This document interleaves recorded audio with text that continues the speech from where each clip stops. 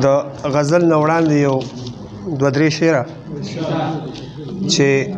ولاړې دي خو بیا هم دومره شور دی په اوبو کې ولاړې دي خو بیا هم دومره شور دی په اوبو کې اوبه چا په ریښې دي که اور دی په اوبو کې مننه چې او شعر دی چې د غرونو سینې وسیري خو لار ځان ته وباسي د غرونو سینې وسیري خو لار ځان ته وباسي دا څومره چې پستې دي دومره زور دی په اوبو کې او شعر دی چې زرګل لکه صابر د ونې خوند یې دومره نشته زرګل لکه صابر د ونې خوند یې دومره نشته خو څومره چې ښکارېږي دومره نور دی په اوبو کې زرګل لکه صابر د ونې خوند یې دومره نشته خو څومره چې ښکارېږي دومره نور دی په اوبو کې مننه چې غزل دی چې د هجر شپه وه د سینې نه مې زبیرګي راوته د هجر شپه وه د سینې نه مې زبیرګي راوته ما به چې ساه اخسته خولې نه مې لوګي راوته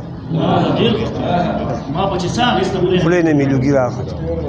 او شعر دی چې دلته د خلکو د نیتونو نحوست داسې و چې مونږ به چې کاڼي ماتول ترېنه چینجي راوتل او د بنګړیوال بابا د خدای شان دی د قبر خواته د بنګړیوال بابا د خدای شان دی د قبر خواته چا به چې خاورې کنستلې ترې بنګړي راوتل مننه او شعر دی چې ستا خو ګلاب ځواني وه خو زه داسې وم چې ستا خو ګلاب ځواني وه خو زه داسې وم چې ما ته به پاڼو شونډو کې ازغي راوتل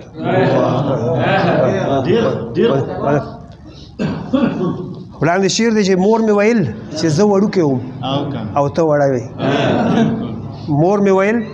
چې زه وړوکی وم او ته وړه وې زمونږ لیدو ته به ماښام کې قاپري راوتل مننه چې مور مې ویل چې ته وړوکی وې چې زه وړوکی وم مور مې ویل چې زه وړوکی وم او ته وړه وې زمونږ لیدو ته به ماښام کې قاپري راوتل او په داسې خلکو به عذاب نه راته څه به کېده په داسې خلکو به عذاب نه راته څه به کېده چې به کوڅې ته ملنګانو پسې سپي راوته شعر دی چې مقطع ده چې د چا د خولې به د خوږو زرګله څه ووایم د چا د خولې به د خوږو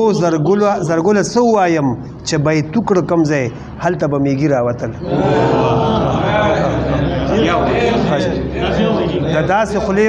د داسې خولې به د خوږو زرګله څه ووایم چې به یې توکړه کم ځای هلته به میږي راوتل او د هجر شپه وه د سینې نه مې زبیرګي راوتل ما به چې ساه اخسته خولې نه مې لوګي راوتل ډېره مننه